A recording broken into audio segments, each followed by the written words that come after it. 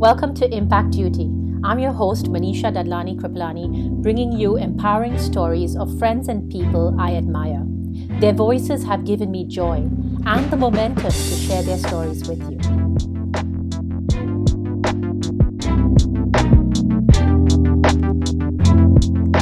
Today's episode is about food creativity during the pandemic. A phenomenon we have seen during the pandemic is people embracing cooking for a variety of reasons. Obviously, we may have a bit more time on our hands, but there is also a need to feel like we are protecting our families from the virus by boosting their immunity. And cooking from scratch seems one such way. People who have never cooked before, both men and women, are whipping up great meals, and seasoned cooks are taking to Instagram and YouTube to showcase their talents. Our second guest is Parneet Swani. Parry comes from a house of flavors with 4 generations in the spice business. Welcome, Parry, to Impact Duty. Where are you right now, and how has the lockdown been for you? Hi, Manisha. Thank you so much for having me here. I am currently in Mumbai, India. The lockdown, as it is for everybody, is quite serious. We have to be very aware of the risks that we are in. And more than that, we need to take care of ourselves, our family, and our health. We're doing well over here. We're obeying the law, of course, and we're keeping safe and happy. Wonderful. Wonderful. How long has it been so far with the lockdown? Well, it started off in phases, but you can count that at about 2 months at the moment. And we still have another week to go. And then the government gives us more information on the 1st of June. Right. Wow. And I can see food has played an essential role for you, Parry. I see all these fabulous dishes coming out of your kitchen, well, on Instagram, not physically.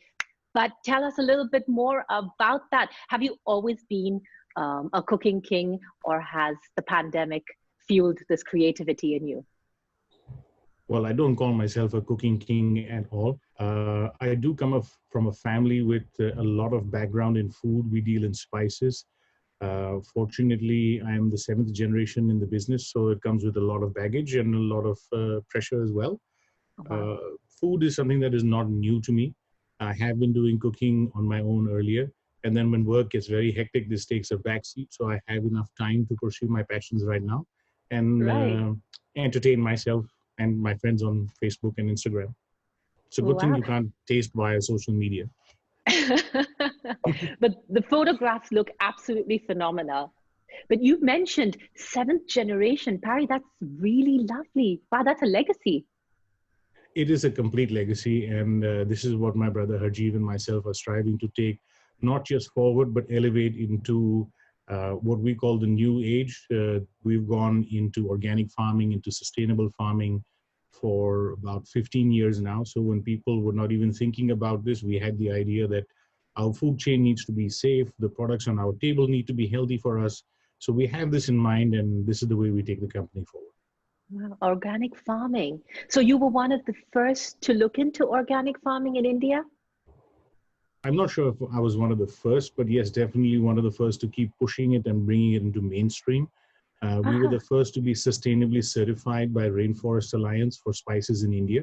So that was a huge feather in our cap, and yeah, we're quite proud of this program that we have done.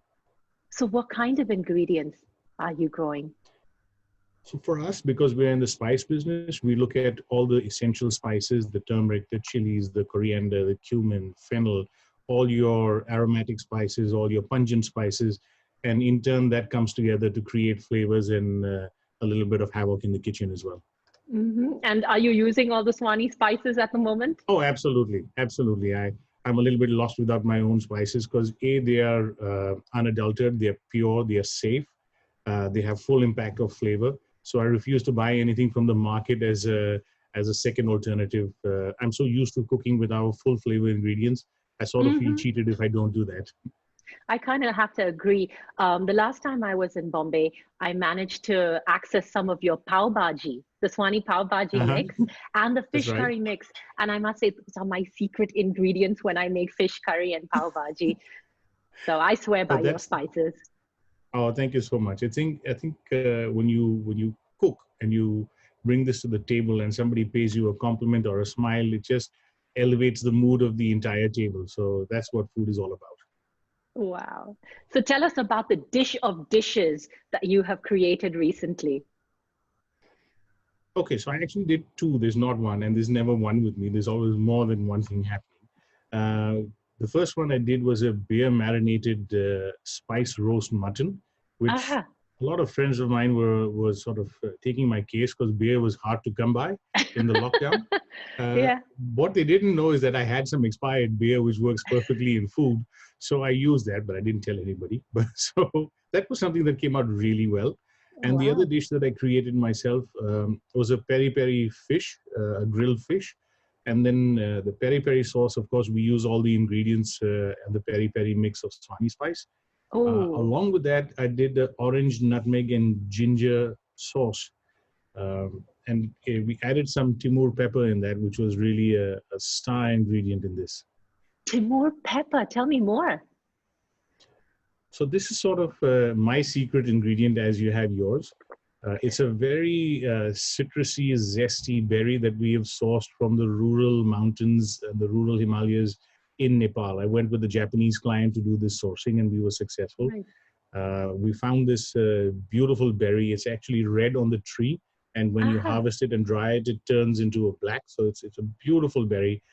It isn't so much in mainline cooking as yet, but that's one of my I hope to bring this into mainline cooking. It is very, very citrusy. It has a beautiful note. It's really strong, and it has a lot of health benefits as well. Really? Wow. Thank you for sharing that with us. Sure. And what's next on your plate, literally and figuratively? Ah, so I must confess, I don't know anything about baking at all. Zip. So I'm trying to convince my niece Prisha when she's off school to come in to teach me some baking skills that she has, be it cakes or breads, because this is something which is completely out of my comfort zone. This Right. is something I want to do. That's one of them. And the second one that I'm looking forward to do is actually in the winter time. There is a historic and a traditional dish which is served in Rajasthan. It is Hmm. called haldi ki sabji, saying it the way it is. It actually translates in English to be a vegetable of turmeric or a turmeric vegetable. Sounds so Because good. of the antioxidant properties that turmeric has, it's a beautiful vegetable to have in the wintertime, and you can only have it in the wintertime because of the heaty properties that it has. It keeps away all your common colds, your flus, all your illnesses. It builds up the immunity in the system. And my twist on this is I'm going to be using some organic turmeric and some organic ghee to go with that. Oh, that sounds fabulous. Harry, that sounds really wonderful and really relevant for this time, right? I mean, you were mentioning all the health benefits with turmeric. I think it's really good to boost your immune system at the moment. I mean, turmeric's really taken Absolutely. a turn over here in Mhm. Europe. Everybody's recognizing it as a superfood, um, but So it's you're been absolutely used for correct. So turmeric generations there. is a superfood in its own category. It has become very very popular globally. I am Hmm. hoping that we're getting the Timur pepper to be more commercially available, and I'm just Hmm. going to highlight some of the health benefits of Timur pepper, especially because that's one of my secret ingredients. It has a very high level of iron content.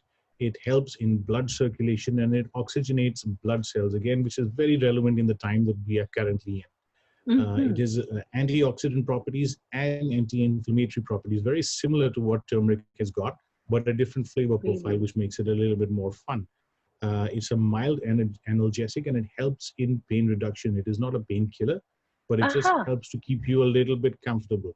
So this is something which, when you look back at functional foods, so the functional Hmm. foods sort of sway into nutraceuticals and into the health benefits. I think cooking is going to be more about this going forward as to not how it is, how good it is for me, what are the values that it brings, not just to the table, but to my system as well, to my health, and to the health of my family. So these are going to be the main key things that I'm going to enjoy working with. No, I couldn't agree with you more. And Parry, any influences as inventors now in the past that you'd like to share with us? Oh, definitely. I think all credit goes to my mom. There's no way that I would be experimenting this way if it was not for her guidance and her support. She always says simple flavors, wholesome food, something that you can recreate and eat on a daily basis, that's got to be the real cooking. Fancy dishes come once in a while, but your Ah, mainstream cooking has got to be delicious. So she oh. always helps me across and encourages me. Uh, and she's quite patient with me. I must give her that. So sweet. Anything that was not accessible during the lockdown, apart from alcohol? Well, fortunately, I've not had that problem. We managed to get all our fresh supplies, so that's been good. I haven't Good. struggled for anything, so I'm in a good spot. Mhm. Oh, that's good to hear. That's really good to hear. Yeah. Any cooking disasters? Have you had any wok accidents? Have you blown up your KitchenAid? Have you caused any fires? Well, I haven't caused any fires. I haven't blown anything up. Um, the only downside is I'm getting flack from my friends for using alcohol in my food. I put a lot of Oh, wine when I'm really? marinating. I do this in roasts. I do this.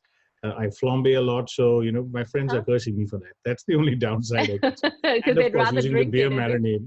Yeah, they're like, we can't drink this. Cool. Overall, Thank good you. experiences. I'm glad to hear that. Okay. And how do we find you, Parry? If we're looking you up and we want to see all your fancy dishes or we need to reach you, how do we do so? All right, so it's quite easy. I'm on Instagram and on Facebook, and the handle is the same for both. It's Parneet Swani, ParneetSwani. And if you need to reach me for something else, it's Parneet at swanispice.com. Excellent. And before I say goodbye to you, a spontaneous question. What Mm-hmm. two ingredients would we always find in Parry's kitchen? Ah, uh, I would have to say organic turmeric I and thought as organic much. cumin. Oh, I thought as much. Bravo, Parry. Thank you. Thank you for being on Thank you so Impact much, Duty. Manisha. Thank you for having me aboard. Bye. Thank you. Bye-bye. Thank you, Nandan and Vikram Kripalani, for the tech and audio support. For more episodes, visit impactduty.com and follow us on the same name on Instagram. See you soon.